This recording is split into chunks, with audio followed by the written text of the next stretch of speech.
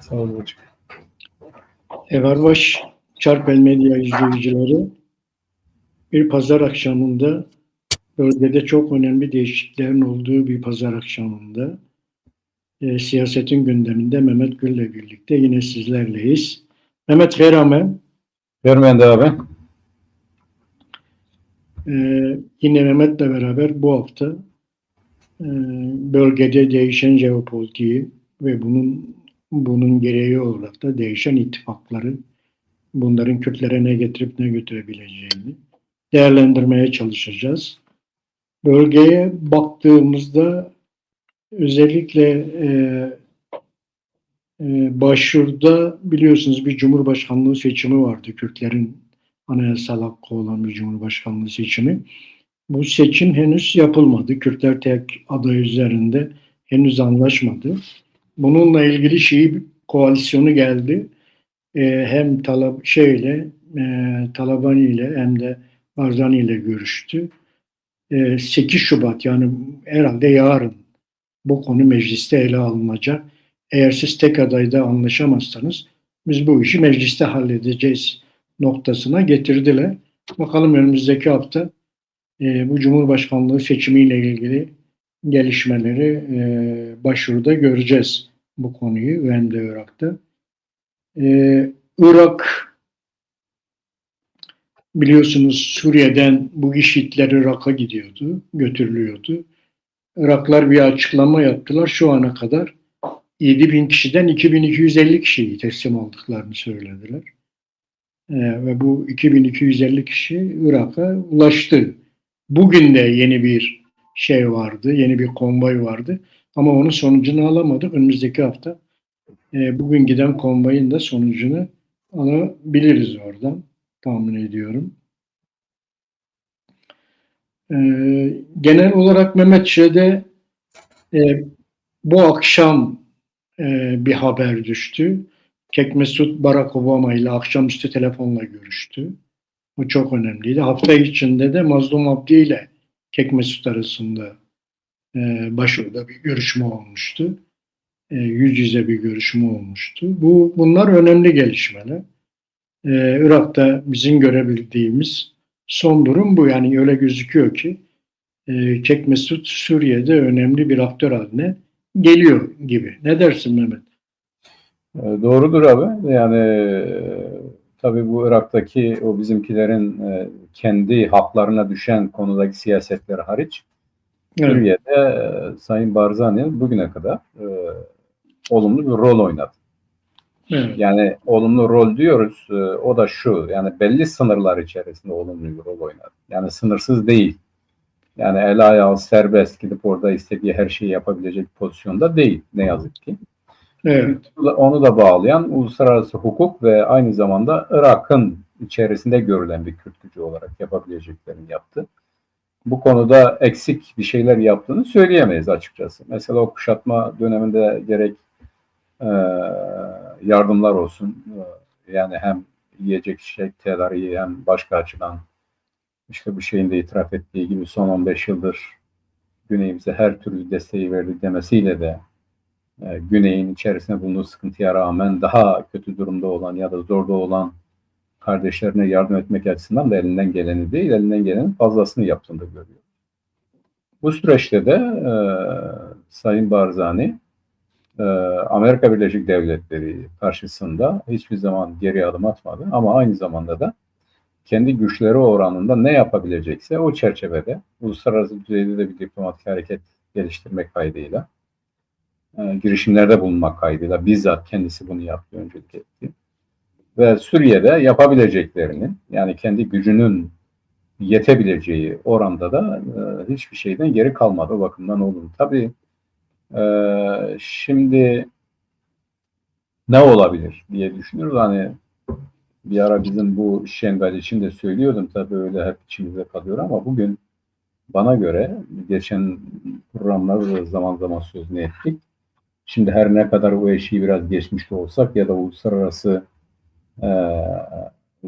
neydi diyelim, statikoda ya da bu uluslararası konjonktürde her ne kadar bizim bu talebimiz genele uyarlanmasa da, genel tarafından kabul görmeyeceği belli olsa da Kürtler bir mantalite olarak, bir zihniyet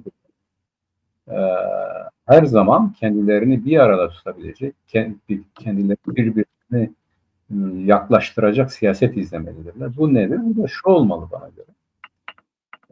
Yani bugün Güneybatı SDG bittikten sonra, yani bu Rakka hadisesi bittikten sonra Güneybatı'nın yapması gereken en akıllı hamlenin Güney'le birlikte, Güney'le birleşmek olduğunu söylemesi, talep etmesi.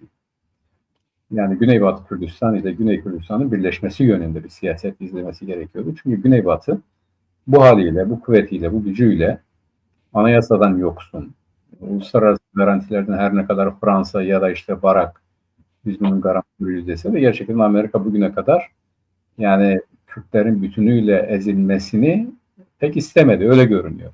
Yani Suriye'nin içerisinde, Suriye otoritesinin içerisinde bir varlık olarak kalması Amerika Birleşik Devletleri'nin de onay verdiği bir hadisedir. Yararına mı zararına mı artık onu tartışmıyoruz ama her zaman onların yararınadır. Yani kim olursa olsun o devlette müdahale edebilecekleri bir zeminin olmasını hep gözetirler. Kürtler de buna hareketle bence bu Makka'yı bıraktıktan sonra kendi topraklarına çekildiği andan itibaren de sadece Suriye devletinin içerisinde bir yönetilebilir bir unsur olarak yer almaktansa Güney'le birleşerek yönetebilen, kendi kendilerini yönetebilen bir popülasyon olmak doğrultusunda hareket etselerdi çok daha iyi olurdu. Yani bu konuşulmuş mu, konuşulmamış mı, uluslararası hukuksal açıdan bundan şundan tabii ki nedir ne değildir onu bilemiyoruz. Nasıl yankılanan onu bilemiyoruz. Fakat şunu da biliyoruz. Özellikle Balkanlarda yani birçok devlet kuruldu. Uluslararası düzeyde onu gerektiren mesela Kosova çok ilginç bir hadisedir. Yani Kosova bir şehir devleti işte abi. Yani şey karar verdi buna yani. Uluslararası İnsan Hakları Uluslararası Adalet Divanı karar verdi. Neydi gerekçe? İşte burada kendi varlıklarını sürdüremeyecek bir Sırp tehlikesinin olmasını gerekçe göstererek Kosova'nın bir devlet olarak örgütlenmesine karar verdi. Birleşmiş Milletler bunu kabul etti. Şimdi bugün Kürtlerin Orta Doğu'da kendi varlıklarını sürdürme tehlikesi devam ediyor. Yani bir egemenliği altına buldukları devletler zaten bunu tanımıyor. Hala tanımıyor. Yani böyle bir güvenceleri yok. Peki yakın bir geçmişte IŞİD fiilen de bunu gerçekleştirmeye çalıştı. Yani Kürt mefhumunu fiilen ortadan kaldırmak için bir işte IŞİD gücünü kullandılar. Ve bu kullanılırken yani bölgedeki devletler kılını kıpırdatmadı. Değil mi? Yani uluslararası düzeyde sesleri çıkmadı. Yani bu katliamlar karşısında hele bizim bu Şengal'in yok edilmesi karşısında kimsenin sesi çıkmadı. Yani Birleşmiş Milletler'de dahil. Şimdi onun için Kürtlerin evvela kendileri bu bilinci taşıyarak ne kadar çok yan yana iç içe dururlarsa o kadar iyi olur ve buna yönelik siyaset izlemelidirler. Bu çerçevede de ben Güneybatı'nın Güney'le birleşmesinin hem doğru hem yararlı hem iyi olacağını düşünüyorum. Eğer bunu da konuşurlarsa, düşünürlerse zaten Arabistan denilen, Arap toprağı denilen 22 devlet tarafından yönetilen o devletler arasında bir sorun yok. Ama Kürtler açısından varlık yokluk meselesidir. Bu da Kürtlerin mümkün olduğu kadar bir arada durmalarını temin edecek statiko oluşumları ya da siyaset izlenmesidir.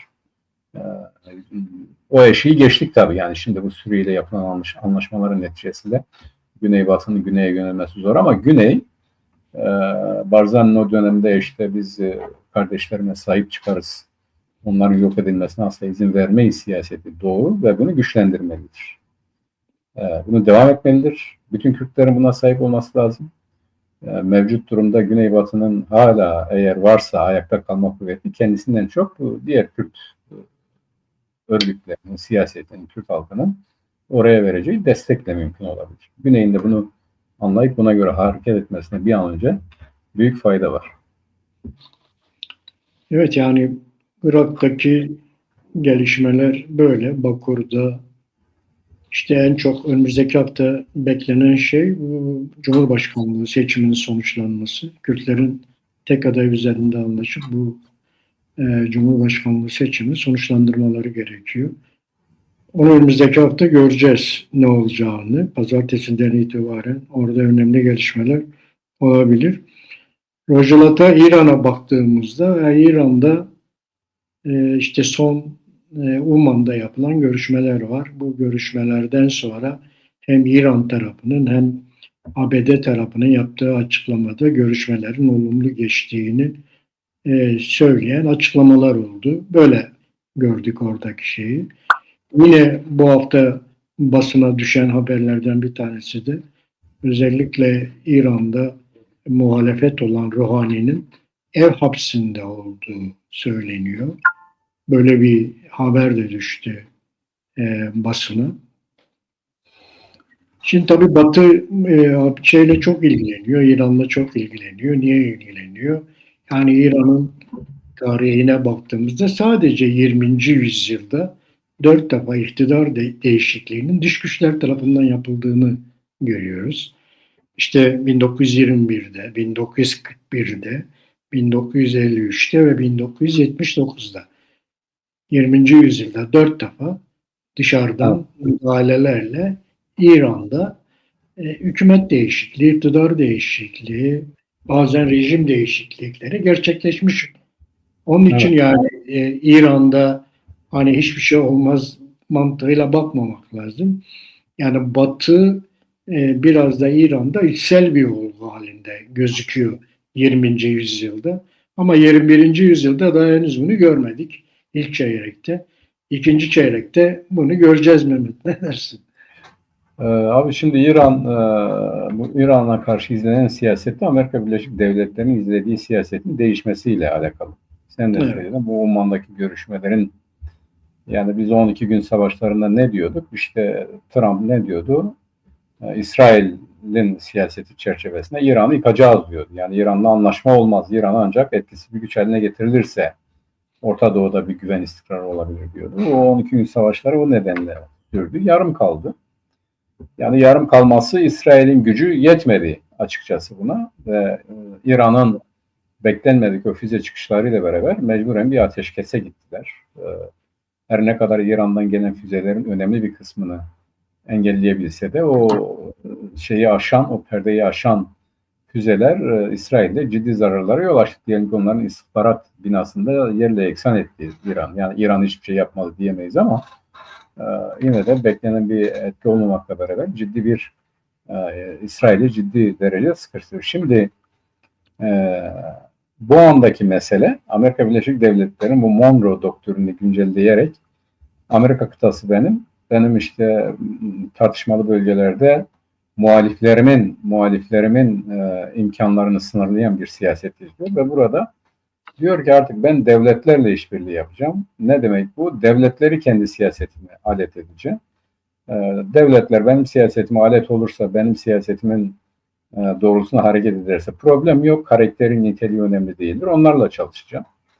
Hani eskiden ne yapıyordu? Mesela bu entegrasyon meselesinde Sovyetlerin çökmesinden sonra kapitalist dünya ile tam entegre olmamış. İşte Kafkaslarmış, Balkanlarmış, Orta Doğu'ymuş gibi bu ülkeleri.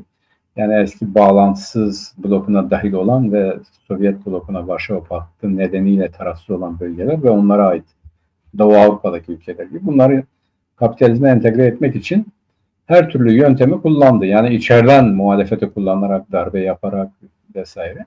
Fakat şimdi bu Monroe doktriniyle beraber Amerika Birleşik Devletleri diyor ki örneğin Venezuela'da yaptığı gibi yani orada kendi adamlarını bile dışladı. Hayır, eğer o devlet benim siyasetimi takip eder, o siyasetin etkisine girerse o yönetimle de çalışır ve çalışıyorlar. Yani bugün Rodriguez'le çalışıyorlar Venezuela'da. Şimdi Küba'yı böyle sıkıştırıyorlar. Dikkat edersen Küba'dan turistler bunları çıkışı ya da petrol temin etmelerdeki sıkıntıları Venezuela'dan önemli ölçüde alıyorlardı. Rusya Venezuela'dan. Onlar mesela sıkıntıya girmeye başladı. Şimdi Orta Doğu'da da İran'la çalışıyorlar. Bu İran'la Umman'da bu görüşmelerin olumlu yönde gitmesinin nedeni İran'ın da artık kendi iç muhalefeti nedeniyle sürdürülebilir bir siyaseti olmadığının eseridir. Yani bir, Amerika Birleşik Devletleri'nin siyasetinin değişmesi. İki, İran'ın artık bu şekilde devam edemeyeceğini anlamasıdır. Yani ekonomik sıkıntısı vardı. Buna kitle muhalefeti eklendi. Düşmanlıklar oluştu. kendi yönetimi mesela neredeyse parçalandı. Düşün, Pezeşkiyan, ben görüşmeler yapma talimatı verdim. Oysa orada Hamene'nin dışında hiçbir şey olmaz. Pezeşkiyan birdenbire devreye girdi. Ne diyorduk daha önceden? Diyorduk ki Pezeşkiyan Hamenei ile Batı arasında bir paratoner gibi olacak. Yani Pezeşkiyan üzerinden bunu aşarlarsa aşarlar. Yani bu hem Hamene'nin de güvencesi olacak hem de Batı açısından işbirliği yapılabilecek bir yönetici olabilir.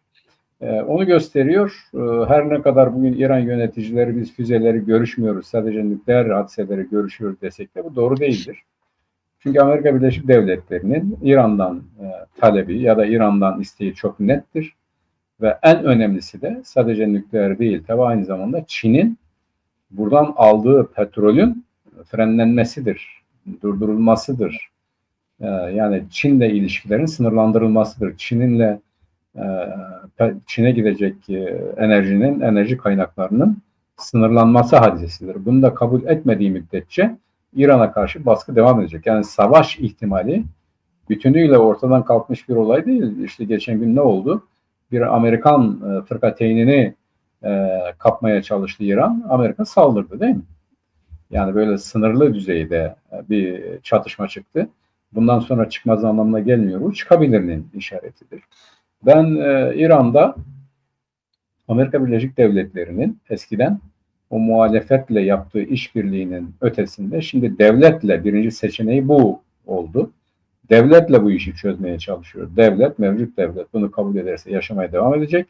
Çünkü uluslararası düzeyde kendi rakiplerini sınırlamak açısından Amerika'nın ihtiyacı bu. Hayır, eğer bu açmaza girerse, yani İran'daki diğer kuvvetler savaşı göze alırsa, Amerika Birleşik Devletleri ile çatışmayı göze alırsa ya da bunu kabul etmişse teslim olmuşuz der ve çatışmaya girerlerse, ben İran'ın çok daha fazla direnebileceği kanaatinde değilim. Yani ciddi bir savaşla da, hatta bugün İsrail ile, yani Netanyahu ile Trump'ın görüşmeleri olacak galiba, yeni görüşmeleri. Yani Amerika Birleşik Devletleri ve İsrail'in İran'ın yıkıcı gücünü, tehdit edici gücünü imha etmekten bütünüyle vazgeçtikleri kanaatinde değilim. Her an saldırabilirler. Yani bu seçenek de masada duruyor.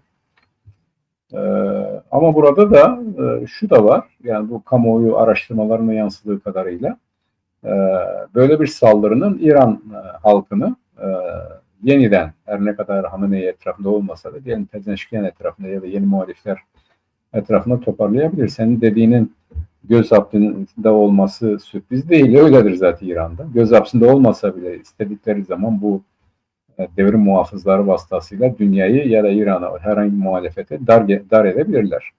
Ama Avrupa'nın da bu devrim muhafızların terör örgütü olarak ilan etmesi önemli bir gösterge. Önemli bir olay, hadise.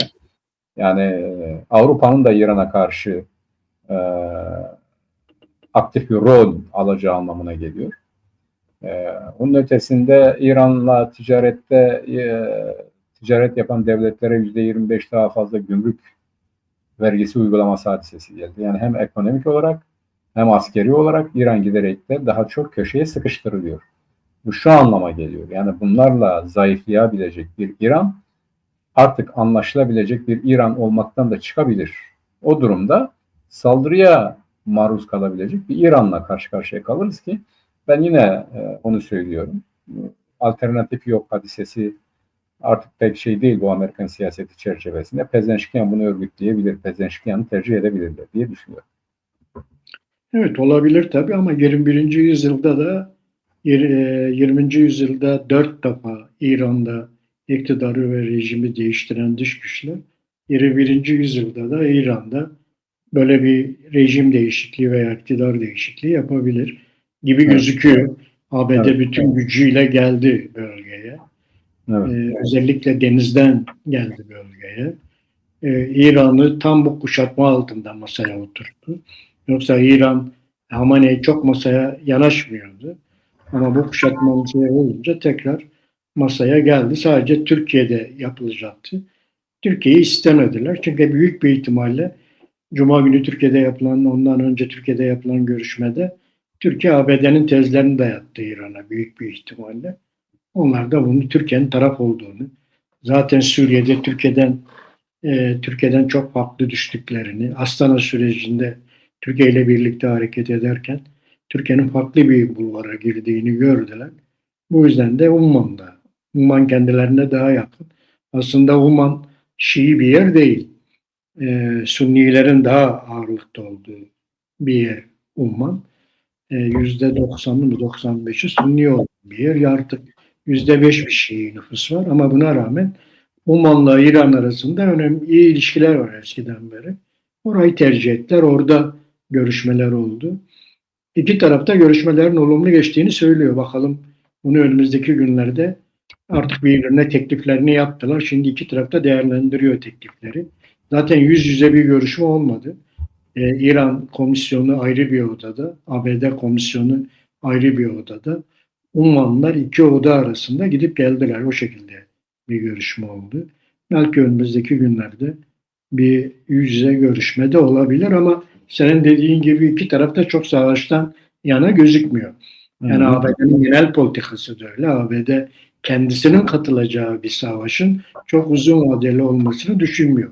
Ama kendisinin dışında olan savaşlara da çok da o kadar şey yapmıyor. Yani mesela işte Ukrayna Savaşı uzun zamandır sürüyor. Buna herhangi bir şey söylemiyor. Bir şey diye yani tamam şu anda Zelenski'nin son bir açıklaması var. ABD her iki tarafa Haziran'a kadar süre verdi falan diye. Ama tabii onu göreceğiz bakalım ne olacağını. İran'daki şeyler, İran'la ABD arasındaki ilişkiler böyle. Tabii bu Türkiye'yi de çok ilgilendiriyor Mehmet. Yani İran'ın Evet. İran'la komşu. Şimdi Türkiye Büyük Millet Meclisi Komisyonu'nun bu hafta toplandığı raporun son şeklini vermek üzere anlaştı. Önümüzdeki hafta bir araya gelip rapora son şeklini verecekler. Öyle gözüküyor. Aramızdaki görüşmeleri. Zaten bunun ipuçlarını MHP'liler veriyorlar. Yani neler olduğunu, neler olduğunu ve herhangi bir sorunun çıkmadığını. Özellikle umut hakkı konusunda belli bir anlaşmanın olduğu falan söyleniyor. Onu görüyoruz orada. Şimdi İran'la Türkiye arasında Mehmet 560 kilometre bir sınır uzunluğu var. Evet. 560 kilometrelik bir sınırı var İran'la Türkiye'nin. Şimdi Türkiye bu sınırdan tabii İran'daki bu durumdan çok tedirgin ve tedbir alıyor. Şu ana kadar bu sınırın 204 kilometresine duvar ördü Türkiye. Türkiye-İran sınırının 560 kilometrenin 204 kilometresine sınır erdi. Duvar ördü. 91 kilometresine de hendek açtı. 4x4 ölçülerinde 4 genişlik 4 derinlik olan de 91 kilometrede de hendek açtığı basına düştü. Böyle bir çalışma yapıyor. Zaten Türkiye diyor ki benim bundan sonraki politikam bölgedeki göçleri sınırda karşılayacağım. Yani artık ben açık kapı olmayacağım. Suriye'de yaptığın gibi açık kapı değil. Şimdi kapalı kapı politikasına geçiyorum ve büyük bir onların tahminine göre, Türkiye'nin tahminine göre eğer İran'la ABD çarpışırsa 1 milyon göçmenin İran sınırından Türkiye'ye doğru geleceği tahmin ediliyor. Buna göre de hem duvarlarla hem hendeklerle tedbir alınıyor ve onlar içeriye sokulmadan sınırda bu güvenliğin sağlanmasını istiyor. Türkiye'nin Milli Savunma Bakanlığı'nın açıkladığı stratejik planında da bu var. Yani bölgedeki göçleri sınırda karşılamak, içeriye sokmamak şeklinde bir politikası var. Suriye'den sonra böyle bir politika değişikliğinin de olduğu gözüküyor. Yani Türkiye'de buna karşı bu şekilde tedbirler alıyor. Tabii denedi. Yani ABD İran görüşmesinin Türkiye'de yapılmasını denedi ama o tahmin ediyorum yani İran'la Türkiye arasında da Suriye meselesinden dolayı büyük kırılmalar var. Türkiye zaten NATO ülkesi ve ABD'nin en yakın bölgede ittifakı. Özellikle de Suudi Arabistan-Türkiye arasındaki ilişkilerin, Türkiye-Suudi Arabistan ilişkilerin giderek gelişmesi İran'ı rahatsız ediyor bu konuda. Bu açıdan da şeyin yerini değiştirdi, görüşmenin yerini değiştirdi ama İran zor durumda. İran zor Evet, durumda. İran belki de hatırlarsan abi bu Suriye'de bu iç savaş çıkmadan önce Türkiye ile Suriye'nin arası çok iyiydi. Yani neredeyse iki ülkenin meclisleri birlikte toplantı yapacaktı. Evet. Halep, Gaziantep tek şehir kardeş ilan edildi. Sınır kalktı yani. Evet. Yani gündüz Halepler Antep'e geliyordu, alışveriş yapıp gidiyordu ya da Antepler Halep'e gidiyordu. Şehir açıktı yani bu gayet rahat hale gelmişti. Ama ne oldu? Bu balayının hemen arkasından kara bulutlar toplandı ve beklenmedik bir felaket yaşandı Suriye'de. Yani o zamanki birinin tabiriyle yeraltı ve yerüstü bütün kuvvetler harekete geçirildi. Suriye işte bugünkü haline getirildi. Evet. Şimdi Esad bunu anlayabilecek potansiyelde değildi herhalde. Türkiye'nin kendisine karşı bu böyle olumlu davranması, demokrasiye geç vesaire falan filan telkinleriyle Davutoğlu'nun sonradan da açıkladı. Herhalde bunları pek önemsemedi ya da algılamadı. Ya da bu böyle bu düzeyde bir saldırının ön günü olduğunu algılayamadı ve bunları yaşadı. İran sanırım Türkiye ile görüşmeyi kabul ederek acaba nedir, ne değildir, durum nedir, vehameti nedir, ne olabilir diye öğrendi bana göre. Çünkü Türkiye İstanbul'da yapılacak görüşmelere Suudi Arabistan, Mısır, Bahreyn yani hatta Ürdün gibi 3-5 devleti de çağırdı. Evet. Yani İran bu devletlerle beraber Amerika ile görüşeceklerdi. İran sanırım buradan şunu anladı yani durumun vehametini anladı. Çünkü Türkiye'nin Evet. söylediklerinin Amerika Birleşik Devletleri'nin bilgisi dışında olabileceğini tahmin edecek kadar tecrübeye sahip İran devleti. Evet. Arapçı bunları anlayınca ve ünlü sözde de olduğu gibi kendi işini niye boynum kalın? Çünkü kendi işimi kendim hallediyorum diyor. Ve İran'da öyle. Madem ki öyle ben kendi işimi bu aracıları çıkarıp kendi işimi kendim halledeyim dedi.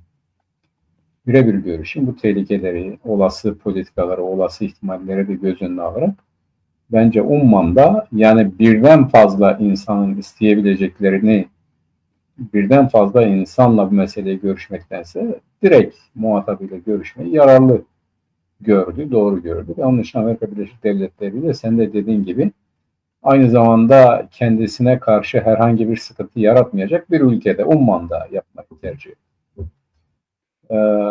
Şimdi bu doğru ve aynı zamanda senin dediğin çok doğru abi. Bu Türkiye'nin e, bu İran sınırında da duvar ve hendek örmesi. Mesela başkalarını eleştirirler ya işte demir perde, işte duvarlar bunlar şunlar ama bugün 900 kilometre işte bizim bu güneyle, güneybatıyla burası arasındaki sınırı duvar ördüler. Duvarla kapattılar. Evet.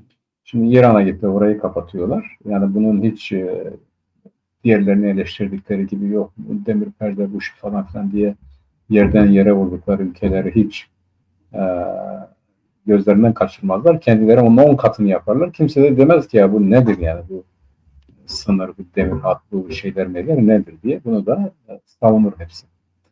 Şimdi İran'da Türkiye Cumhuriyeti Devleti 1639 yılından beri bu sınırlar değişmedi abi. Sadece 1929-31 arasındaki Ağrı isyanı zamanında değişti.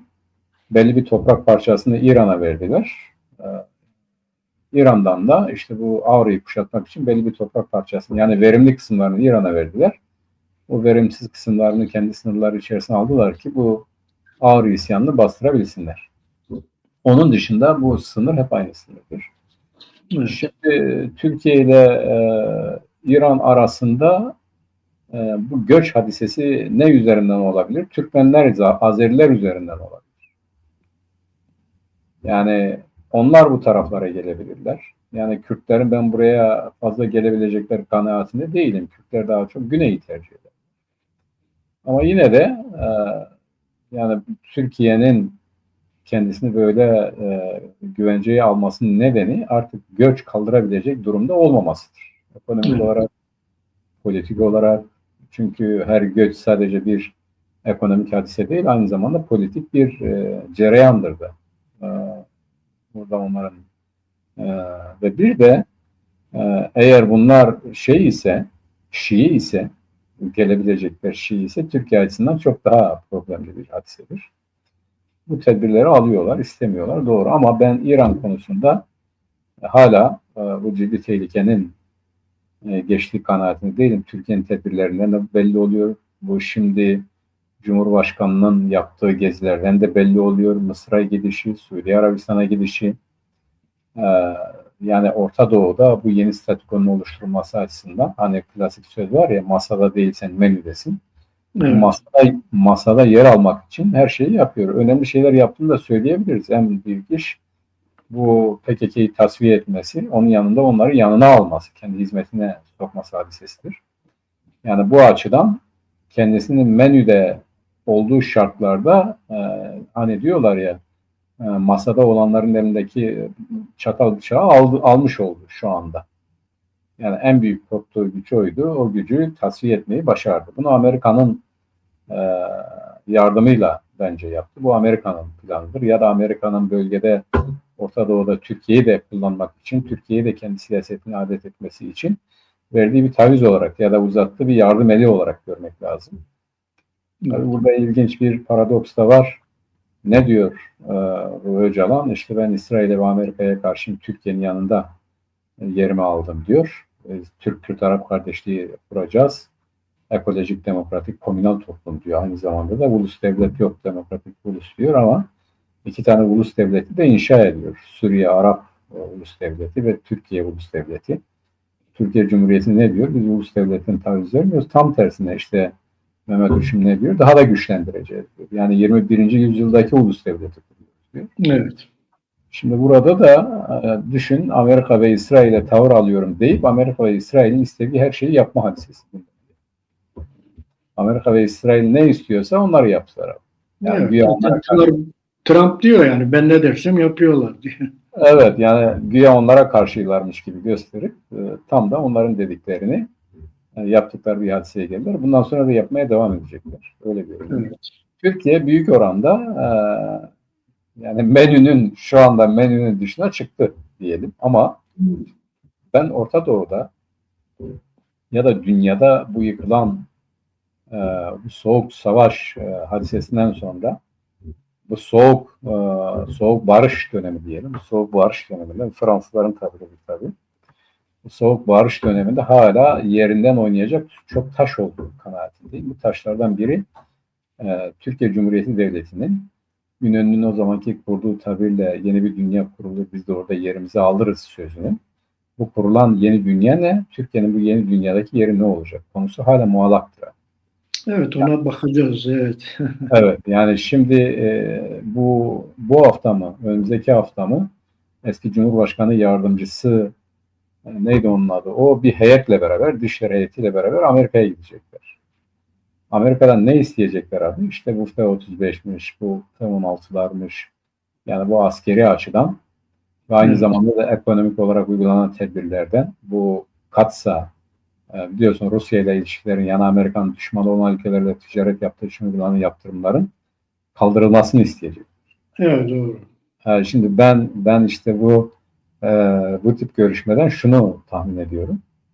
Yani giderler, onlardan bazı şeyler almak için giderler ama daha çok şey verip geri gelirler. Bakalım, evet. Geçmişte öyle oldu. Yani bundan sonra şimdi Amerika Birleşik Devletleri'nin Johnson'un ünlü bir sözü vardı 1963 yılında, diyor ki Türkiye'ye gönderdiği mektupla bilinen Johnson, Türkiye söz konusu olduğunda oltaya takılmış balığın yeme ihtiyacı yoktur diyor. O zaten bizim elimizde diyor.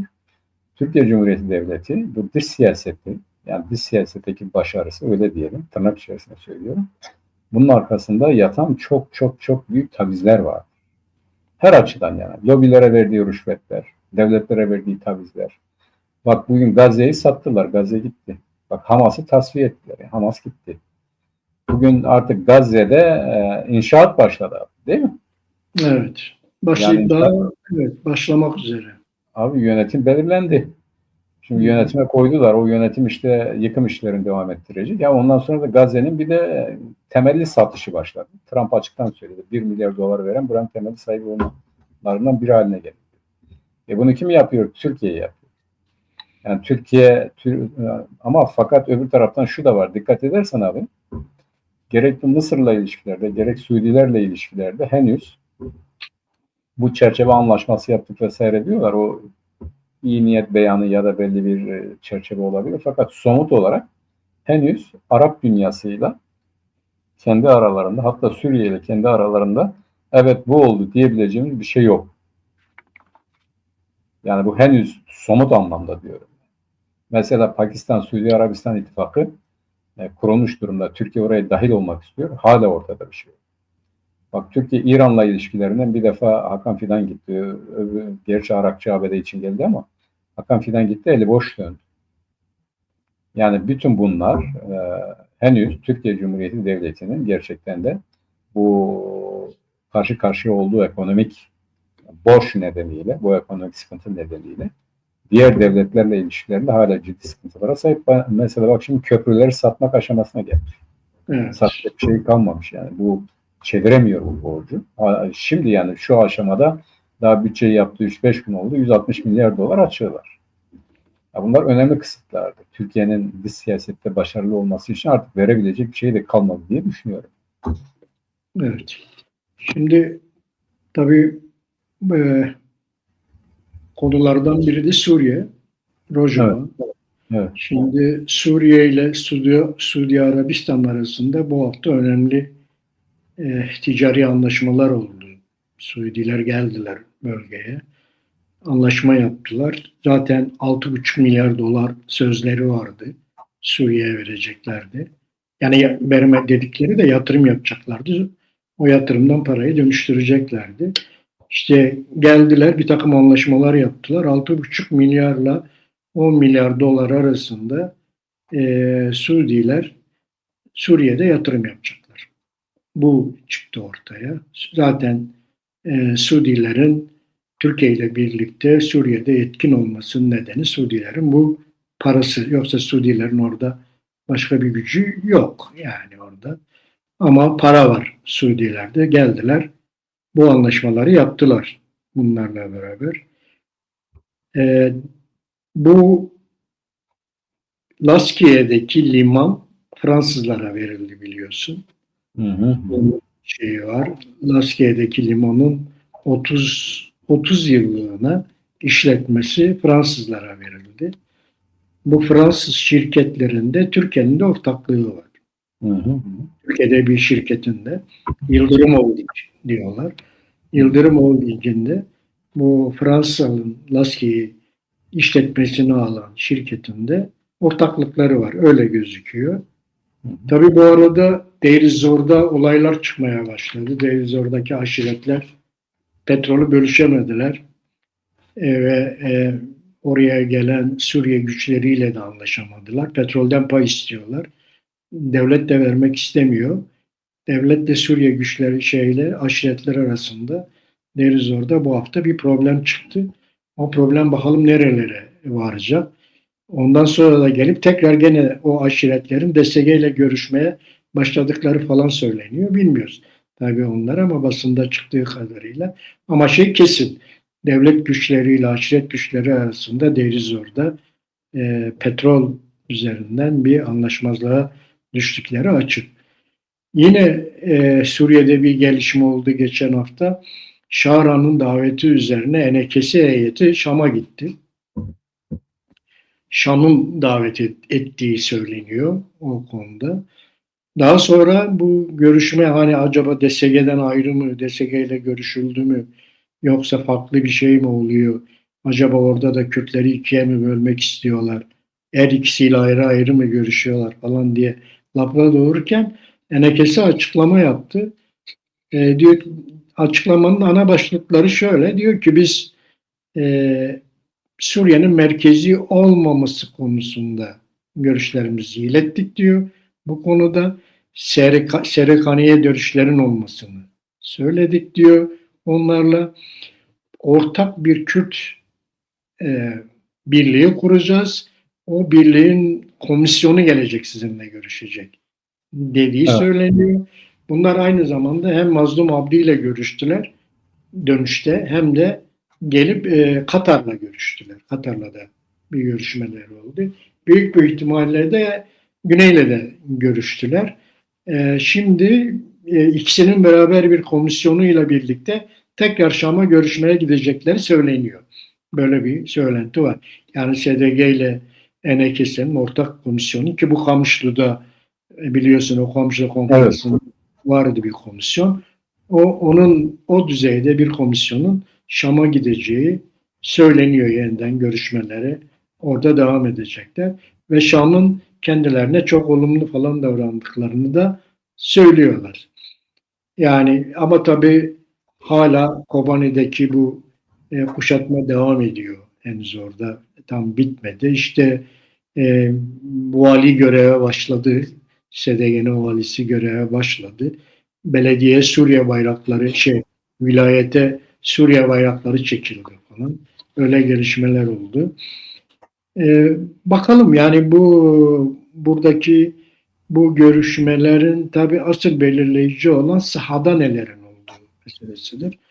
Yani bu anlaşma değil de bu uzlaşmaların, bu görüşmelerin sahadaki yansımasının neler olacağını burada göreceğiz. Ama bir şey açığa çıktı. Yani bu demokratik toplum paradigmasının bölgede ve dünyada pek alıcısının olmadığı ortaya çıktı. Bunların alıcısı yok.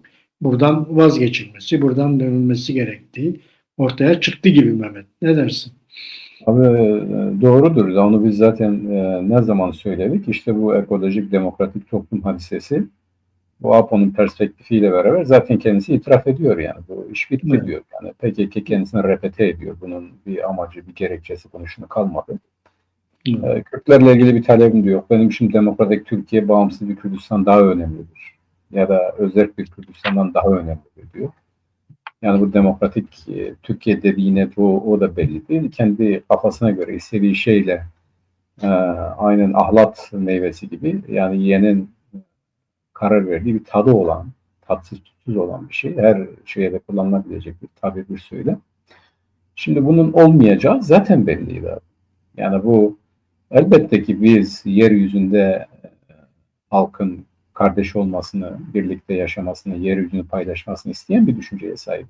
Hiç kimsenin ötekileştirilmesi, aşağılanması, horlanması kanaatinde görüşünde değiliz. Fakat bunun yolu diyoruz ki herkesin birbirini tanıdığı bir sistemle, bir anlayışla, bir düşünceyle, bir inançla olur. Yani biri birini insan tanıyan, birbirinin varlığını kabul eden, onları özne olarak gören insanlar ancak kardeş olabilirler. Ama henüz birisi kendisinin ne olduğunu farkında değilse ve ne olduğunu anlamak da istemiyorsa başkasıyla ne olarak kardeş olacak mümkün değildir yani. Yani kardeşlik iki ayrı varlığın ilişkisi ise Kürtlerin de kardeş olabilecek bir varlığa, bir özneye, bir mevhuma dönüşmeleri var. Şimdi bu zihniyet bunu reddediyor yani. Yani Arabı var, Türk'ü var, Fars'ı var ama Kürt'ü ya hayır, Kürt'ün olmasına gerek yok. Onların içerisinde erisin zihniyeti var. Bu olmaz. Olmayacağı ortaya çıktı. Bu belki de bu sürecin, bütün bu yıkımın bu kadar zaman bugün birinin bir makalesini okudum. Diyor ki bu kadar emek verildi, 50.000 kişi öldü. Yani niye eleştiriyorsunuz? Niye her şeyi inkar ediyorsunuz? Böyle bir durum yok. Kimsenin zaten tam da bu nedenle deniliyor ki bu kadar şehide rağmen, bu kadar kayba rağmen, bu kadar fedakarlığa rağmen gelinen yerde siz bu halkı tanımıyorsunuz. Kürt diye bir şey yok. Adam açık söylüyor yani. Kürt diye bir şey yok. Kültürü yok, ideolojisi yok, bunu yok, şunu yok, hakkı hukuku da yok diyor. Ve bunların diyor yapabileceği tek şey egemenliği altında yaşadıkları devlet ve milletiyle birleşmektir diyor. Bütünleşmektir. Onların içerisine erik gitmektir diyor. Bu olmaz. Olmayacağı açığa çıktı. Siz bunu deseniz de bile öbür taraf sizi zaten bunu hak etmiş biri olarak görmüyor. Bak Suriyeliler ne diyor Araplar? Yani Kürtlerin Suriye'de bir hakkı hukuku yok diyor. Yani bir Kürt mevhumu olarak burada yaşayamazlar. Şimdi bu çöktü belli. Bunun ben daha derinlemesine anlaşılması için Kürtlerin bu konuda yoğunlaşması gerektiğini düşünüyorum. Yani kendiliğinden bu olmaz. Neydi? Bir şeyler oldu. Mesela bir tartışmalar Güneybatı'nın uluslararası düzeyde sahiplenmesiyle alakalı. Ve birileri dediler ki ve çok haklı olarak dediler ki bu sahiplenenler Kürt bilincine sahip olanlardır. Yani bu apocu zihniyette olanlar değildir. Yani Kürtler artık bir ulusal bilinçle hareket ediyor ve onlar benimsediler, sahip çıktılar, destek verdiler. Çünkü bu diğerlerinde bu yok yani. Yani bu kardeş dedikleri halklardan hiçbirisi kılını kıpırdatmadı. Hiç unutmuyorum, bu Van depreminde böyle bir yerde oturmuşuz. Birisi işte ne olduğunu böyle pek anlamadık. Dedi ki ya dedi yardım etmesinler, ölsünler onlar o iktidarın altında. Hiç anlamadım yani böyle ne diyor ne demiyor. Kadındı da vatandaş, ya dedim pardon dedim ne olsun işte dedi onlar terörist dedi. Ya dedim depremde halk dedim yani yıkıntılara nasıl yani terörist diyebiliyorsun? Olsun dedi. Aynen böyle. Şimdi zihniyet bu, anlayış bu. Bu anlayış o sıradan insanların ürettiği bir anlayış değil, devletten kaynaklanan bir anlayış. Yani sen halkların kardeşliği diyorsun da kardeş olarak gördüğün halkın ideolojisi, düşünme biçimi, anlayışı vesairesi devlet kökenli. Devlet diyor ki hayır bunlar bizim düşmanlardır. Ne kardeşi diyor. Yani bak sosyal medyada bunu görürsün. Yani bugün çok ender düzeyde de olsa bu Suriye'deki bu HTŞ'nin saldırısından sonra kimileri bu kadar da olmaz dedi. Yani bu Kürtleri bu kadar düşmanlaştırmak olmaz dedi. Yani ne istiyorsa adamlardan. Bugüne kadar sesi çıkmayan birileri nihayetinde bunu söyledi. Çoğalması gereken budur. Çoğalması gereken bu Kürtlere saldıran devletlere, o devletlerin vatandaşların karşı çıkmasıdır. Neden bunu yapıyorsunuz dedi. Bu ancak yani kardeşlik diyorsan ancak böyle olur. Onların bu devleti kendi devletlerini engellemesi lazım. Kürtlerin de devlet kurmasını savunmaları lazım yani. Kendi kendine korumaları, savunmaları lazım. O öldü. O zihniyet öldü. Eğer bu oluşturulacaksa bir milletle tabii ki halklar, ezilenler tabii ki birbirinin düşmanı değil fakat kardeşlik dediğim mevhumun gerçekleşebilmesi için her halkın kendisi olması lazım. İki tane öznenin, iki tane kişilikli varlığın bir araya gelmesiyle o denilen, o ilişkiyi kurmasıyla oluşabilir. Şimdi Enekese'nin temsilcisinin şeyini okudum abi. Tabii şöyle düşünmek lazım. Yani Enekese'nin Güneybatı'da çok fazla bir gücü yok. Bu süre içerisinde Enekese'nin ilişkiler itibariyle de öyle çok etkin olduğu bir durum söz konusu değil. Daha çok Türkiye'nin ve Güney'in etkisi vardı ama bunlar bir siyasi aktör olarak da işte Afrin'de olumsuz bir rol oynayan insanlar da oldu. Hala öyle mi bilemiyorum. Eğer bu Kamışlı Konferansı'nda ortaya çıkan o komisyon olarak hareket ederlerse kendi lehlerine hareket etmiş olurlar. Yani doğrusunu yapmış olurlar. Yani tek tek gidip Suriye ile vesaire görüşme değil, bir Kürt yapısının ortak bir heyeti olarak görüşmeleri hepsi için en doğrusudur, en yararlısı, en sağlıklısı budur. Eğer bunu başarabilirlerse bence iyi bir şey yapmış olurlar. Fakat ben bunu başarabilecekleri kanaatinde değilim abi, açık söyleyeyim. Evet. Suriye yönetimi onları da kabul eder, onlarla da görüşür. İşte mesela dün gitti Arap aşiretleriyle görüştü, SDG'yi dağıttı. Yani sen hala SDG diyorsan SDG yok artık abi. Yani orada YPG, PYD var. SDG bitti. SDG Arap-Kürt işbirliğiyle oluşan bir teşkilattı. O Arapları ayırdı Kürtlerden. Dedi size yine petrol arasını. Şimdi diyor hayır diyor petrol devletindir size bir şey de vermeyeceğiz. Ve onları tasfiye eder. Kolay yani. Onların yeniden gelip Kürtlerle işbirliği yapması hadisesi tamam isteyebilirler. Ancak Kürtlerin yeniden o maceraya girmesi de çok büyük bir hata oldu. Bu yanlış bir şeydir. Ama Kürtlerin bütün Suriye muhalefetiyle birlikte demokratik bir Suriye'nin oluşması için çaba sarf etmelidir tabii. Yani oradan Nusayri Alevi çevrelerle, Dürzi çevrelerle, işte bu rejimden şikayetçi olan seküler Araplarla beraber demokratik bir Suriye'nin, herkesin hakkının, hukukunun tanıdığı demokratik bir Suriye'nin inşası için Kürtler aktif olmalı, bunu gözetmeli, buna çalışmalıdır. Bunun yolu bir, Kürt heyeti olarak hareket etmek, iki, Suriye yani bu HTŞ karşısında diğer çevreleri de benimseyerek onlarla ilişki içerisinde bunu ancak yapabilirler. Mesela yani kendi şeyine hapsolması da yanlıştır ama kahramanlık yapması da yanlıştır. O güçlerle hiçbir kahramanlık yapamazlar. Bunu SDG şeyle gördük, Araplarla ittifakından gördük. 3 kuruş verince Araplar terk etti gitti. Nasıl olsa Suriye bizimdir yani onlar için bir siyasi mevzu falan söz konusu değil. Onların kavgası para kavgası, menfaat kavgası ve HTŞ onları rahat tasfiye eder. Sana söyleyeyim yani. Amerika da onları artık desteklemiyor. Onun için Kürtlere yanaşıyorlar. Ancak Kürtlerin bu menfaat kavgası içerisinde yer alması çok büyük hatadır. Kürtlerin kavgası menfaat kavgası diye bir halkın hak hukuk meselesidir. Onun için ben bu eğer Enekese temsilcisinin dediği yönde bir sonuç çıkarsa, gerçi söylüyorum, Mazlum Abdi'yle de görüştük, o da olumlu bakıyor. Yani onun sözünü ettiği olasılık. Henüz Evet. gerçekleşmiş bir durum söz konusu değil. Eğer gerçekleşirse çok iyi olur. Olması gereken de odur. Heyet olarak hareket etmeli. Uluslararası düzeyde de böyle hareket etmeleri gerekir. Şimdi her şeyi kayıt kuyut altına almaları gerekir. Yani biz buradan söylüyoruz ama yani bu insanlar bunu biliyor mu, bilmiyor mu, nasıl hareket ediyor? Yani Suriye ile konuşurken not tutuyorlar mı, şey tutuyorlar mı, yazılı hale getiriyorlar mı? Bunlar önemli şeyler. Fransa bizi destekliyor diyor. Tamam, Fransa destekliyor da tamam, Lazike limanını aldı. Daha çok şey de var abi. Yani Fransa'nın Suriye üzerinde gerçekten etkisi olan bir devlet. Çünkü bir zamanlar orada hakemiyet kurmuş bir devlettir. Evet. Aynı zamanda Suriye'nin de onlara ihtiyacı var. Çünkü uluslararası düzeyde Fransa işte hala bir güçtür. Yani Amerika, Çin, Rusya vesaireden sonra Fransa gelir yani. Fransa hala Afrika'da önemli güçtür, sanayisi önemli güçtür, politikası önemli güçtür, ilişkileri önemli güçtür. Suriye'nin de onlara ihtiyacı var. Onun için Suriye Fransa'nın dahil olduğu bir konuda, Amerika'nın dahil olduğu bir konuda öyle elini kolunu sallayarak ben bunu tanımıyorum diyebilecek bir kuvvete, güce de sahip değildir açıkçası. Ama HETEŞ'e ne yapıyor? HETEŞ'e demek lazım. Onların yani akıldaneleri vasıtasıyla böl, parçala, yok et siyasetiyle bu işi yapmaya çalışıyor ve bugüne kadar geldiği nokta itibariyle de kendi düşmanların ya da muhaliflerini önemli ölçüde izale etmiş, önemli ölçüde izole etmiş, birinden yalıtmış, her birini parça parça tek tek yakalayıp hizaya getirebiliyor. Yani durumda bunu da görmek lazım. Evet, yani Suriye'deki bu gelişmeler tabii dünyadaki gelişmelerden kopuk değil mi? Yani önce Evet. dünyada bir takım değişiklikler başladı.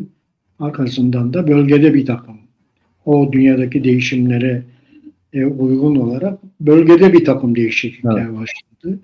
Bunun ilk başlangıcı neydi baktığımızda? İşte Kuzey Atlantik Paktı'nda onun yürütücüsü olan ABD Avrupa'ya döndü. Dedi ki ben seni taşıyamam dedi. Seni koruyamam dedi. Eğer Evet. sen dedi herkes Avrupa'daki ülkeler bütçelerinin %5'ini bana verirlerse, NATO'ya aktarırlarsa o zaman NATO ben de size şey yaparım, yardımcı olurum dedi. Yani NATO, AB ülkeleri baktılar ki ABD'nin durumu farklı.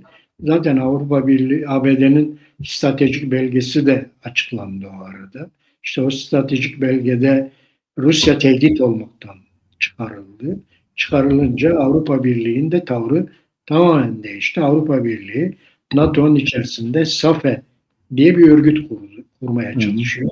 Burada da Avrupa Birliği kendi güvenliğini NATO'nun içerisinde şimdilik sağlamaya çalışıyor. Öyle bir diyelim, öyle bir çalışmaları var şu anda. Öyle bir yapıdalar şu anda. ABD hem diyor Rusya benim için artık bir tehdit değil diyor. Ben kendi bölgeme çekileceğim diyor. Ama diyor bu çekilmeyi yaparken de hem enerji yolları hem de nadir elementlerin denetimi bende olacak diyor. Ben bölge Evet. ülkeleriyle bunu denetleyeceğim diyor. Ve özellikle bunun Çin'in eline geçmesinin önünde engel olacağım diyor. Özellikle Çin'i vurguluyor daha çok. Orta Doğu'nun da benim için çok önemi kalmadı diyor. Zaten ben orayı Suriye, Türkiye'ye, Suudi Arabistan'a bıraktım diyor. Onlar bu işi iyi götürüyorlar diyor. Onu söylüyor ama benim için bölgede İsrail'in güvenliği önemli diyor. Bölge devletleri de İsrail'in güvenliğini tehdit edecek bir konumda olmamalılar ve onları tehdit edecek güçlerle beraber mücadele etmeliler diyor. Bunu da söylüyor aynı zamanda. Ama buna baktığında mesela Türkiye hiçbir zaman IŞİD'i bir tehdit olarak görmedi. IŞİD'le hiçbir zaman mücadele etmedi. IŞİD'i kendi şeyine koymadı. Ama buna rağmen gitti ABD ile beraber şimdi Suriye'de bu yapıyı kurmaya çalıştı. Şimdi tüm bu ABD'nin işleri falan devam ederken Mehmet 4 Şubat'ta bir gelişme oldu. Bu ABD ile Rusya arasında nükleer silahların sınırlandırılması anlaşması vardı. START 1 diye bir anlaşma vardı. Bu anlaşmanın süresi 4 Şubat'ta bitti. Bu 4 Şubat'ta bitti ama şu anda yenilemek için de hiç kimse savaş sarf etmiyor. Asıl tehlike şimdi burada başlıyor. Rusya diyor biz varız diyor bu şeye. Trump da yani Trump gerçi bu şey olmadan bu seçimlerden önce de iktidar olmadan önce yine dedi ki biz bunu anlaşmaya varız dedi. Yani bu nükleer silahların kontrolü anlaşmasına varız dedi. Fakat Öyle şimdi değil mi? Trump, Evet. şimdi Trump, öyle şimdi öyle demiyor abi yani. Başkan evet. olmadan önce onu söyledi de o zaman Şimdi diyor değil. şimdi bir şey demiyor. Bakacağız diyor. Yani bu bakacağız derken de herhalde Rusya'dan bir şeyler isteyecek yani. Şimdi Yani bu START 1 anlaşmasında Mehmet e, 1500 başlıkla sınırlandırılmıştı ülkeler. 1500 başlıktan fazlasını elde edemezler diyordu. Ama Çin var şimdi devrede. Çin stoğunu 2 katına çıkardı. Ama hala Rusya ile ABD düzeyinde değil nükleer. Nükleerde o durumda değil. ABD diyor ki benim nükleer gücüm Çin ve Rusya'yı birlikte vurabilecek güce ulaşmadan ben nükleeri bırakmam diyor. Bu ikisini bir anda vuracak güce sahip olmam gerekiyor diyor. Rusya da diyor ki benim ABD'nin gücüne eşitlenirsem ancak o zaman bırakırım diyor. Ve bu şekilde Rusya, Çin, ABD arasında bir tarafta İran'da nükleerin sınırlandırılması konuşulurken bir taraftan da bu Çin, Rusya ve ABD arasında nükleer silahların mücadelesi devam ediyor yani şu anda. Ve şu anda baktığımızda da İkinci Dünya Savaşı'ndan sonra en fazla çatışmaların yaşandığı bir duruma gelmiş durumdayız şu anda. Yani evet. İkinci Dünya Savaşı'ndan sonra en fazla çatışmaların yaşandığı bir döneme girdik şu anda. Evet. Bu jeopolitik gelişmelerin ışığında. Evet. Nükleer gelişmeler var burada. Evet. Evet. Şimdi bunlara baktığımızda önümüzdeki bir yıl içerisinde, 2 yıl içerisinde en tehlikeli olan şeylere baktığımızda bir defa Rusya-Ukrayna savaşı devam edecek gibi gözüküyor. Burada bir tehlike var. Savaş devam edecek gibi gözüküyor. Sudan'daki savaş devam edecek gibi gözüküyor. O da kendini gösteriyor. Somali. İran-İsrail arasındaki kavga devam edecek. ABD buna dahil olduğunda durum çok farklı boyutlara gelecek. O da kendini gösteriyor. Çin'le Tayvan arasındaki mücadele devam ediyor Mehmet. O da önümüzdeki günlerde farklı boyutlara gelebilir. Eğer Çin'le Tayvan kapışır, ABD buraya da müdahil olursa oradaki durumda çok farklı boyutlara gelebilir. Yani böylesine bir şey var. Bunun sonucunda da ülkeler ne yapıyor? Bütün paralarını, bütün bütçelerini silahlanmaya harcamak zorunda kalıyorlar. Başka da yapacakları bir şey yok ama bunun sonucunda ne oluyor? Mesela Dünya Ekonomik Forumu'nda açıklanan bazı bilgiler vardı. Küresel dünyanın en zengin %10'luk kesimi tüm servetin yaklaşık 3'üne sahipmiş Mehmet. Küresel Aynen. dünya. Evet. Evet. İşte bunların sonucunda gelinen nokta bu. Yani Evet. %10'luk bir kesim dünya servetinin %75'ine sahip. evet, 3'üne sahip. En yoksul %50 ise ancak servetin %2'sine sahip. Evet. Buyurun. İşte, evet, aynen öyle abi. Bu Evet. ünlü bir şey vardı. Mesela bu Sovyetleri eleştiriyorduk falan diyorduk ama o zaman şöyle bir şey vardı. Sovyetler olduğu için Batı kendi işçi sınıfına karşı daha merhametli. Yani asgari ücret olsun, işte refah düzeyi vesairesi olsun. o konularda Batı kendi halkına karşı işte bu Sovyet tehdidinden dolayı daha şey davranıyor, olumlu davranıyor. Fakat Sovyetlerin yıkılmasıyla beraber hatırlıyorsun birdenbire ücretler düştü, sosyal haklar daraltıldı ve benzeri.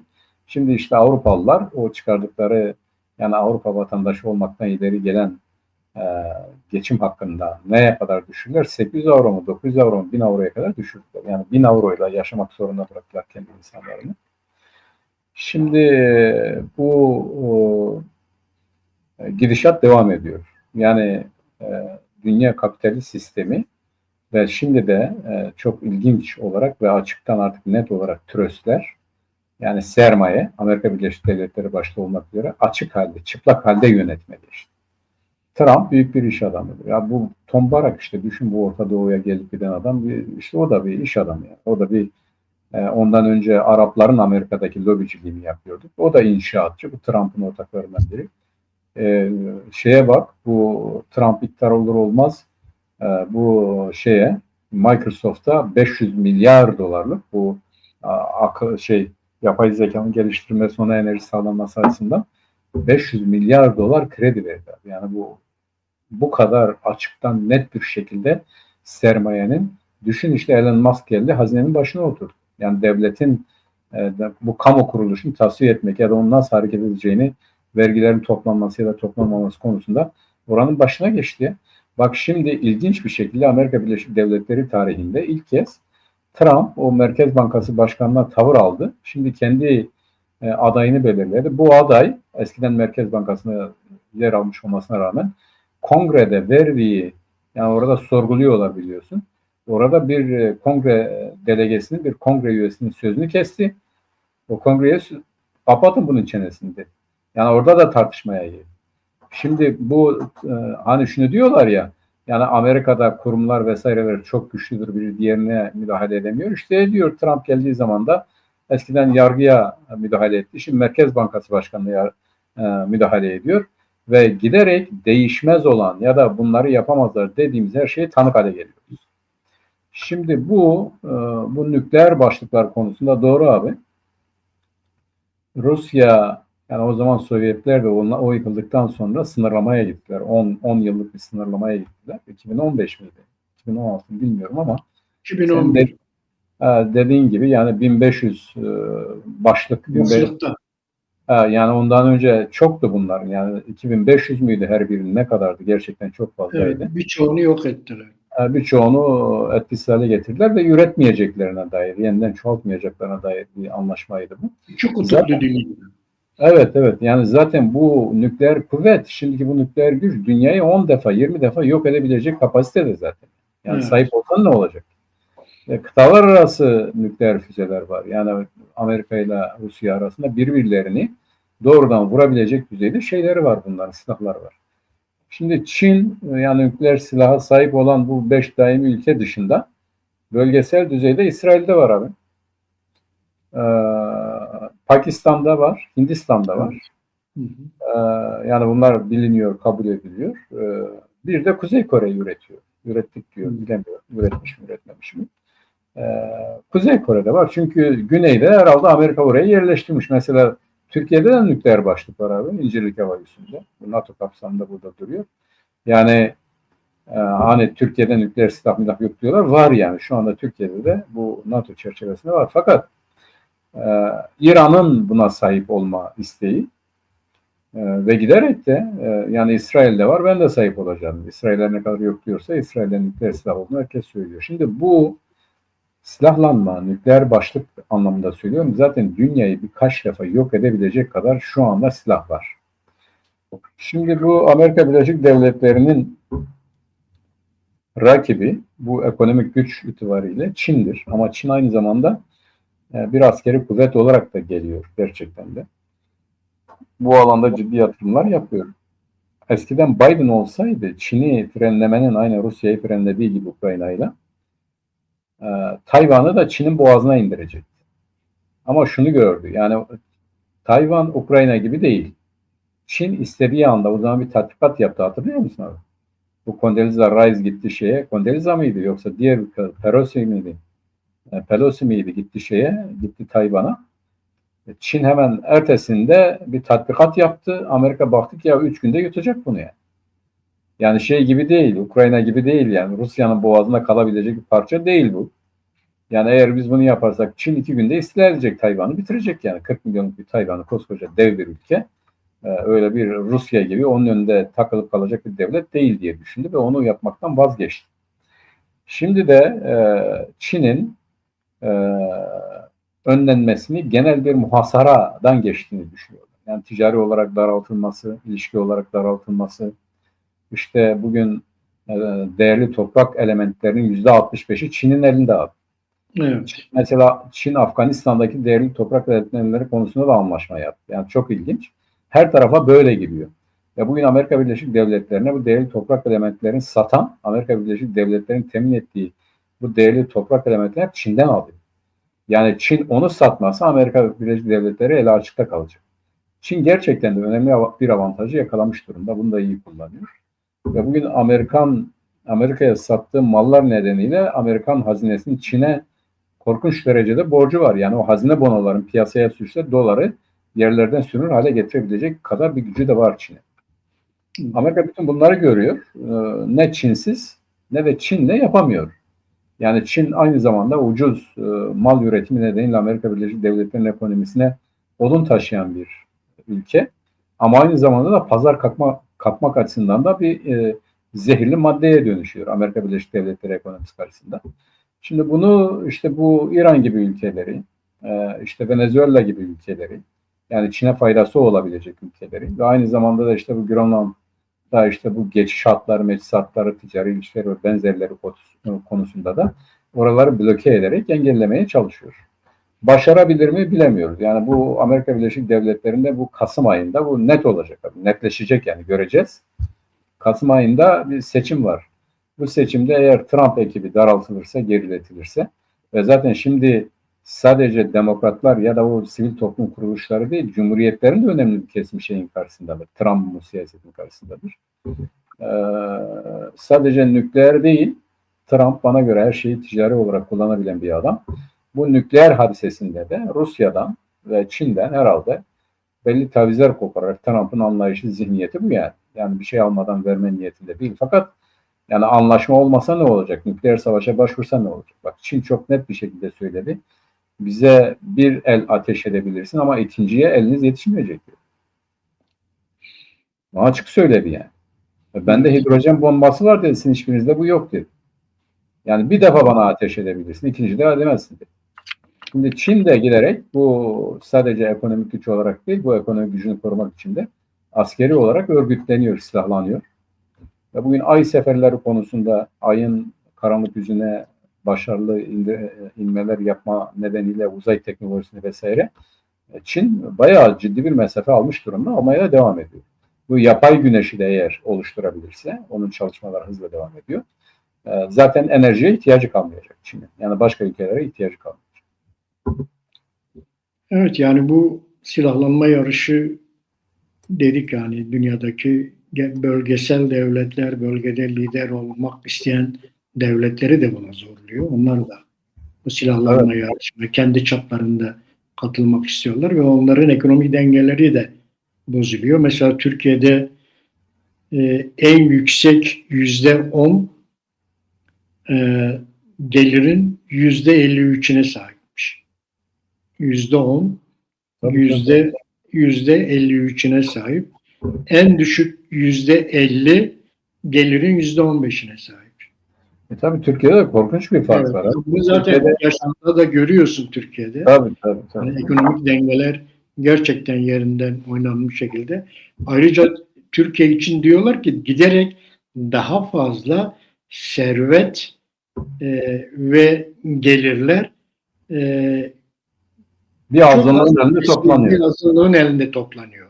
Hem gelirler hem servet ve bunu Erdoğan'ın yaptığı politikada da bunu görebiliyorsun. Yani serveti ve gelirleri çok az bir kesimde, çok yüzde olarak çok düşük bir kesimde toplamaya çalışıyor ve öyle de bir çaba sarf ediyor.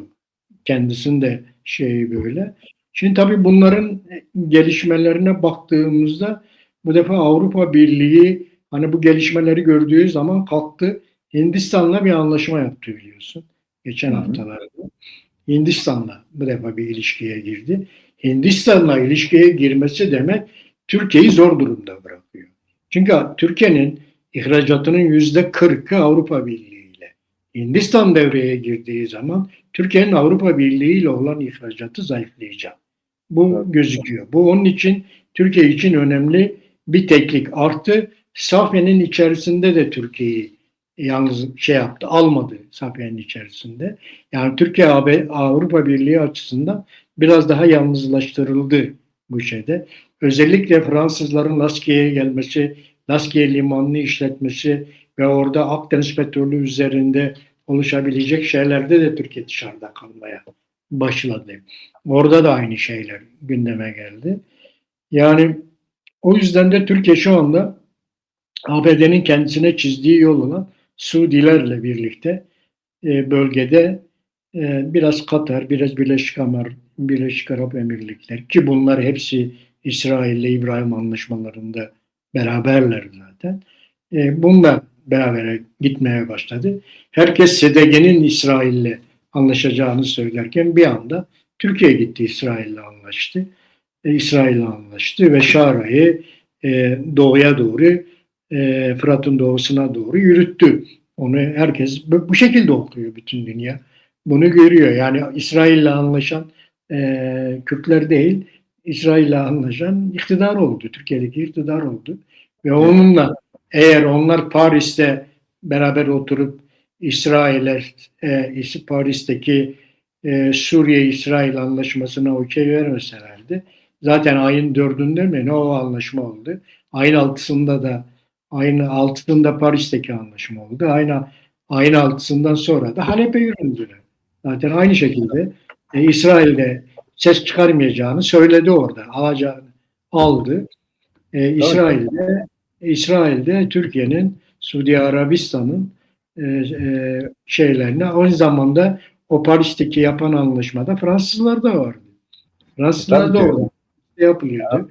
Fransa, Onların da hepsi Amerika, beraber birlikteydiler. Onun için Kürtlerin bu konuda yani bu değişen jeopolitik ve değişen e, ittifaklar içerisinde çok dikkatli bir tavır içerisinde olmaları gerekiyor.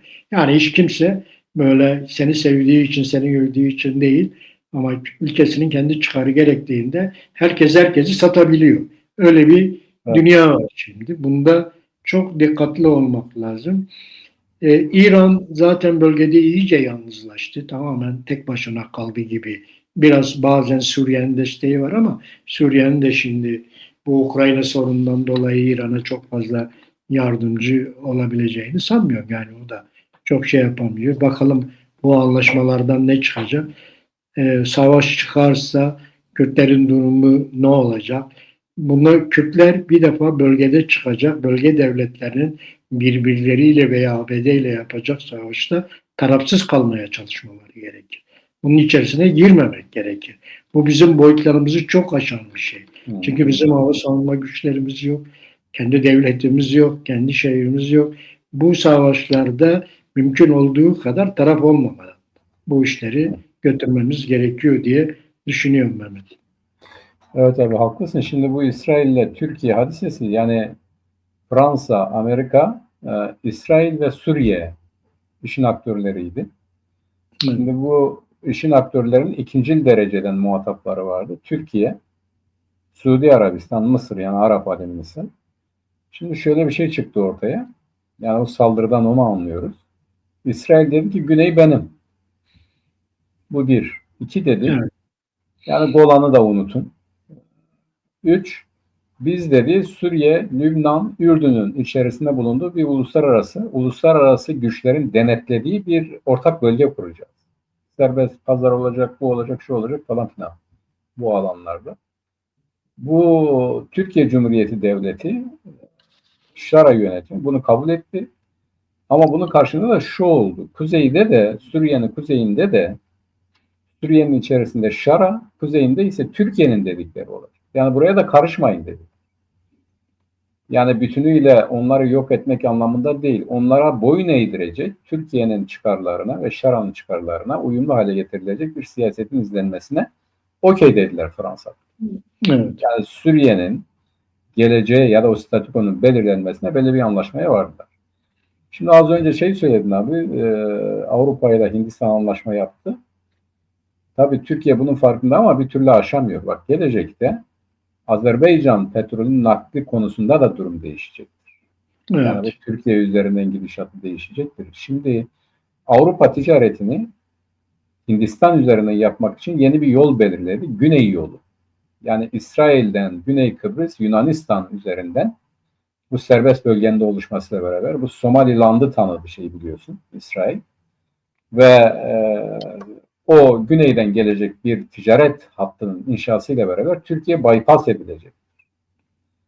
Yani ticaret hatları konusunda da bu aynı zamanda da Çin'in ticaret yollarının kesilmesine de sebep olacak.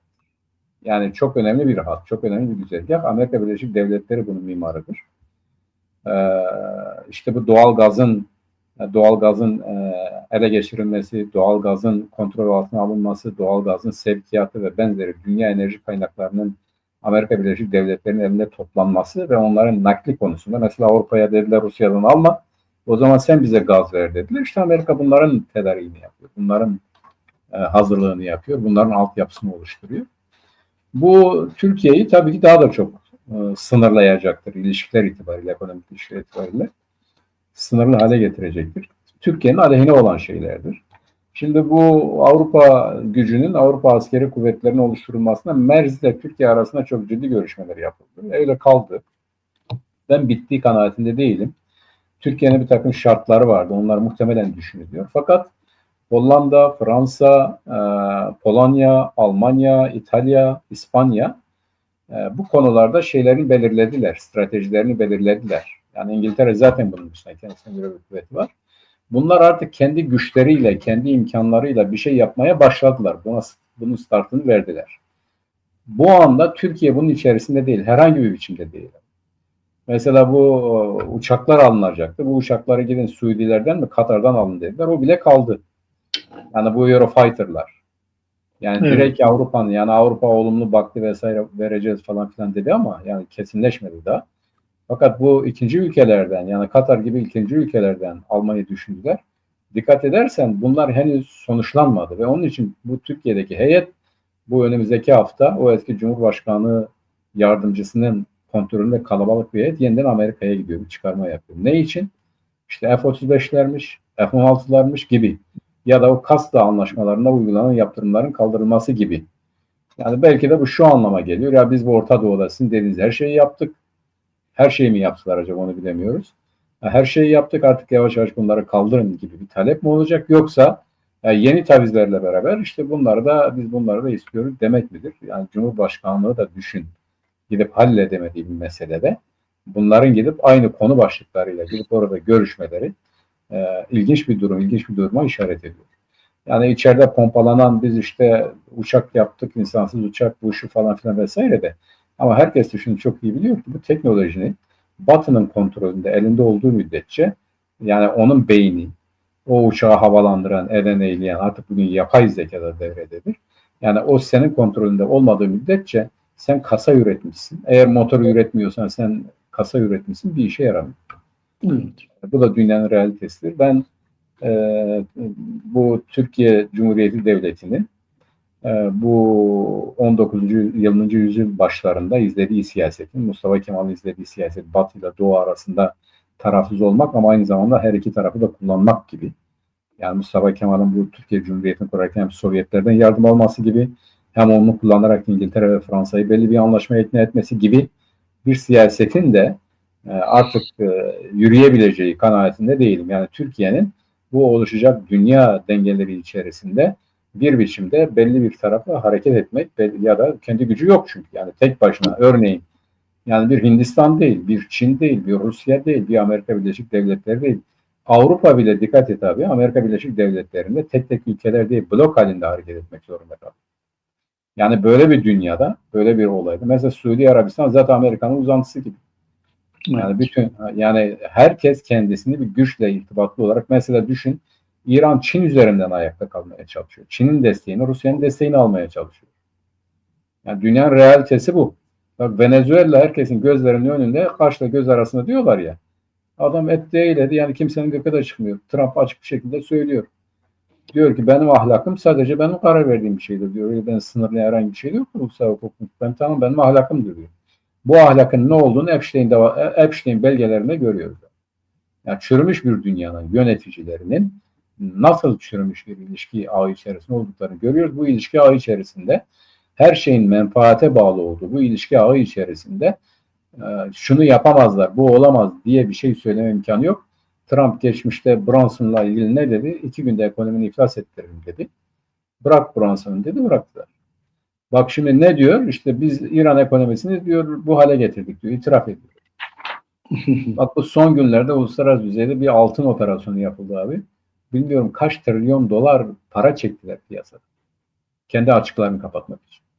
Şimdi her şeyi bunların elindeyse herhangi bir ülkenin, herhangi bir devletin gerçekten garantide olduğu ya da tamamdır buna bir şey yapmazlar diyebileceğim bir durum söz konusu değil. Onun için dediğin gibi Kürtlerin de tabii ki öyle, ama biz yine de bu realite içerisinde hareket etmek zorundayız. Zaman zaman dostlarımız, zaman zaman düşmanlarımız, zaman zaman iyi niyetli, zaman zaman kötü niyetli devletlerle, yapılarla, kurumlarla yüzdeyiz ve o labirentte akıllı hareket etmek durumundayız. Evet, sonuçta baktığımızda Mehmet, yani Suriye'de her şey geçici. Hiçbir şey şu anda kalıcı değil.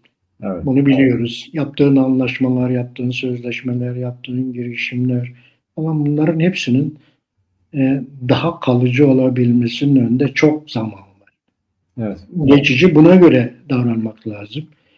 Yani Kürtlerin kendi topraklarına çekilmiş olmaları doğru bir şey.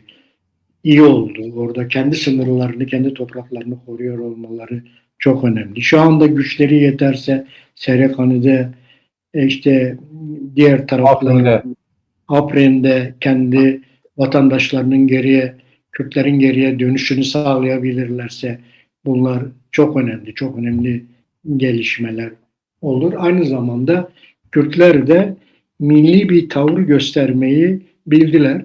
Suriye gibi, yani Rojava gibi Kürdistan'ın en küçük parçasında oluşan bir olayda bütün parçalardaki Kürtler ve diasporadaki Kürtler bir milli inşa süreci gibi birlikte Rojava'ya sahip çıktılar. Evet. Bunun kaderini, bunun kıymetini bilmek lazım. Bunun kıymetini bilmek lazım. Bunun gereğini yapmak gerekiyor. Bunun için de orada Rojava'da Kürtlerin birliğinin çok önemli olduğunu, hem dünyada hem de Rojava'da Kürtlerin birliğinin ne kadar önemli olduğunu ve birlikte milletin inşası, ulusun inşasının birlikte olacağını çok rahat gördüğümüzü gördük. Çünkü dünyada artık diplomasi de çok önemli bir şeyde, belli bir yerde. Bunu şu anda en iyi yapanlardan biridir Güney. Rojava'nın şu anda bu gücü yok. Mutlaka Güney'in bu diplomatik ataklarından, diplomatik gelişmelerinden yararlanabilmeli. Güney'in dışında çok fazla hareket etmemesi gerekiyor. Zaten dediğimiz gibi o demokratik özellik, demokratik toplum algıları da bitti artık. Onu kimse artık sahiplenmiyor. Türkiye'de de gördüğüm kadarıyla artık kimse sahiplenmiyor. Bunlar bitti. Artık bir mesele varsa, bir Kürt şeyi varsa adını koyarak taleplerimizi dile getirmekten başka çare kalmıyor. Aynen öyle. Katılıyorum sana. Evet, bir Siyasetin Gündemi programının daha sonuna geldik sevgili Çarpılı izleyicileri. Önümüzdeki hafta yeni konularda görüşmek üzere. Herkese Şevbaş. Şevbaş Mehmet. Şevbaş abi.